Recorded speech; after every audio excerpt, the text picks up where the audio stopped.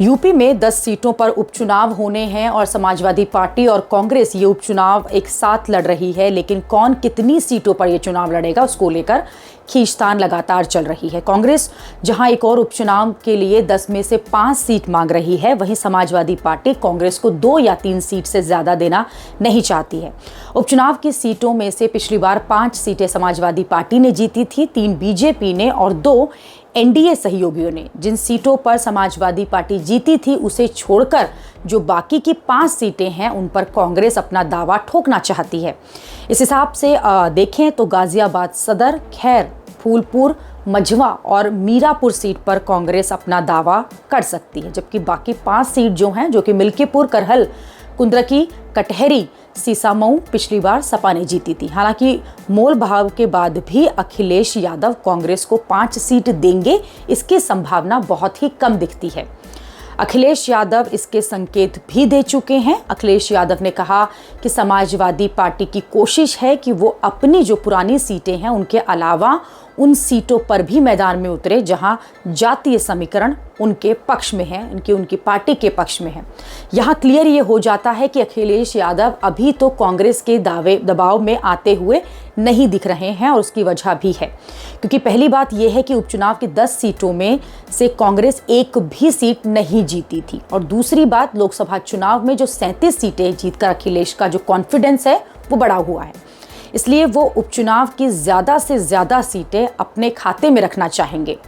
और अगर कांग्रेस और समाजवादी पार्टी के बीच पिछले गठबंधन का हाल भी देखें, जो हुआ था लोकसभा में सीट के बंटवारे को फॉर्मूला में हमेशा समाजवादी पार्टी जो है वो बड़े भाई की भूमिका में ही रही है। जैसे लोकसभा चुनाव में यूपी में 80 में से सिर्फ 17 सीटें ही कांग्रेस को लड़ने के लिए दी गई थी।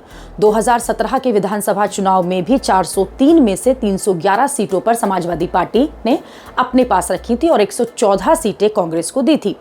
इस हिसाब से अगर देखें तो कांग्रेस और सपा के बीच सीटों का जो फॉर्मूला है वो 80-20 या 70-30 का रहा है।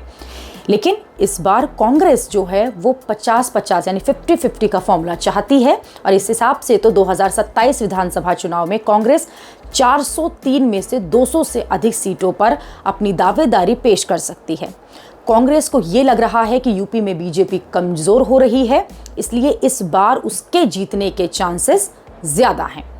कांग्रेस इस उपचुनाव के जरिए यूपी विधानसभा चुनाव 2027 की भी रणनीति बनाती हुई साफ तौर पर दिख रही है। पार्टी प्रदेश में अपनी स्थिति मजबूत होने का दावा कर रही है, लेकिन कांग्रेस को पता है कि जितना भी अखिलेश पर वो दबाव बना लें, वो कांग्रेस को 10 में से 5 सीटें तो नहीं देने वाले।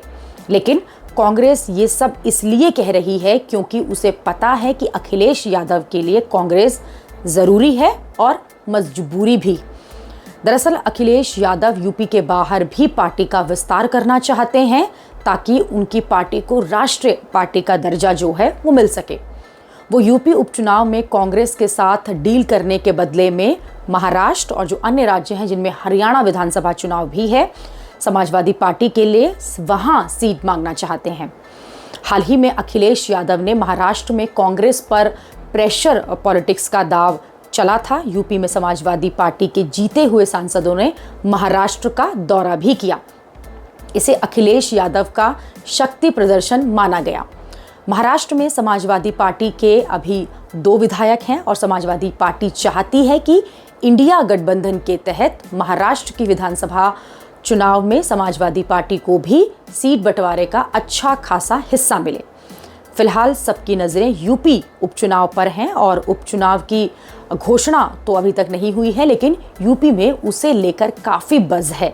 उपचुनाव में 9 सीटें विधायकों के सांसद बनने से खाली हुई हैं।